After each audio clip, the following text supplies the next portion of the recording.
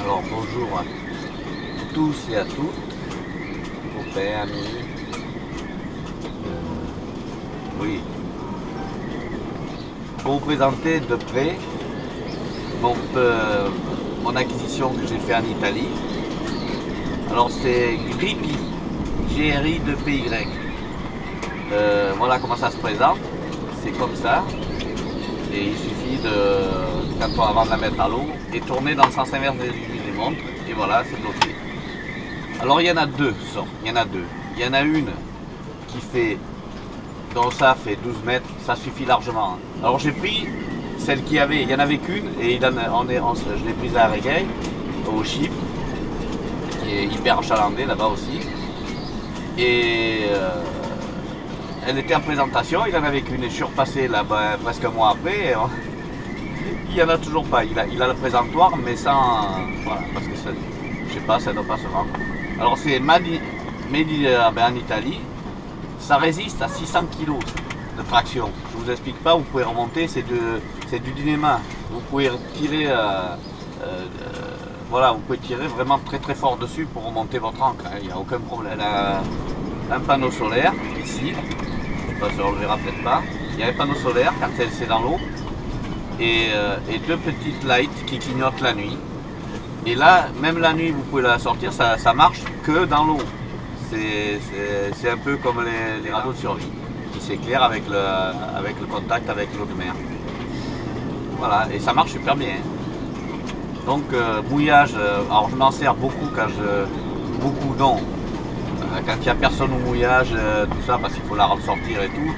C'est pour ça que j'ai fait une attache rapide, enfin j'ai mis une manille rapide.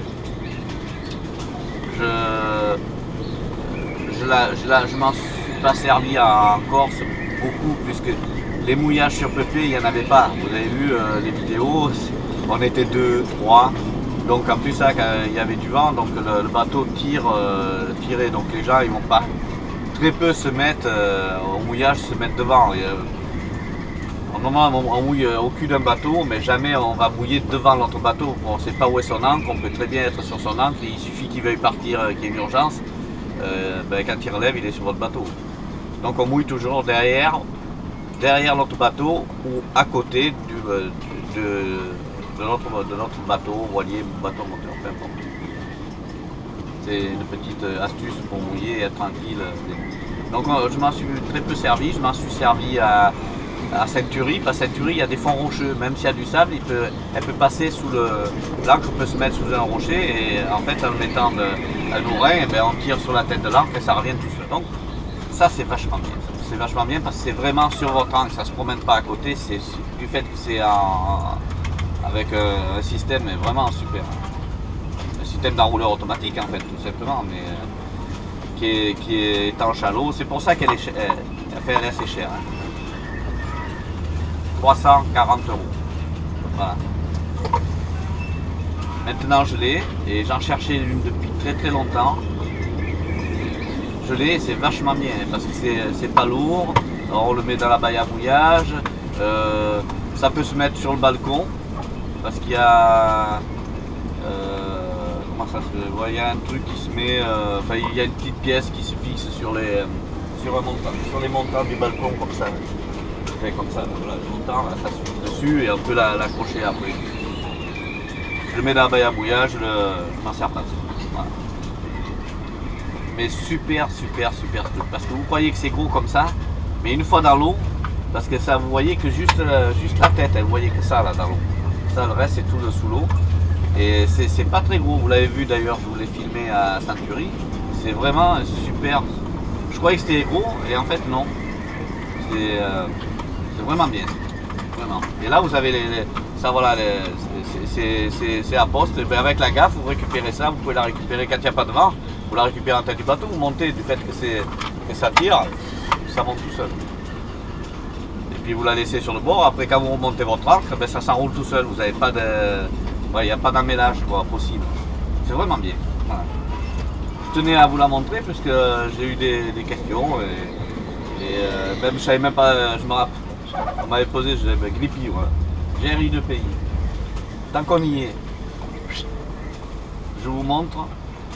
Bon, j'ai acheté ça cette année. c'est un onduleur, un dresseur, onduleur dresseur, c'est-à-dire ça passe du 12 volts en 220. Il fait 300 watts.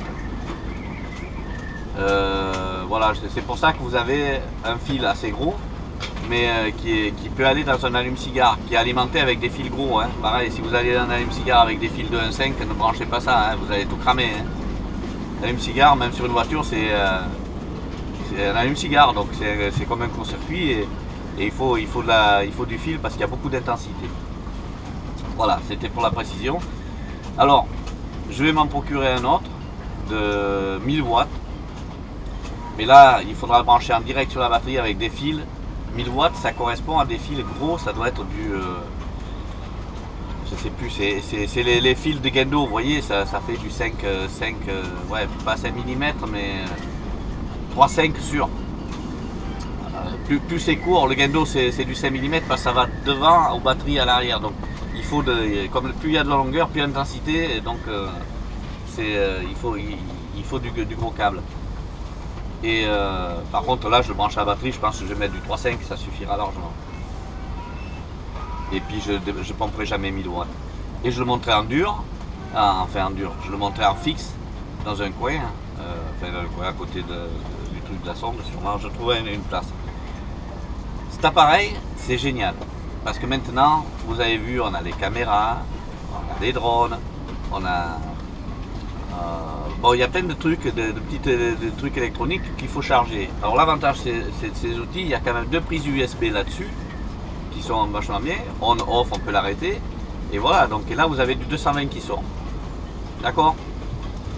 Alors pour avoir du 220 sur votre bateau, au lieu d'avoir et de tirer des fils et de mettre des multiprises comme ça,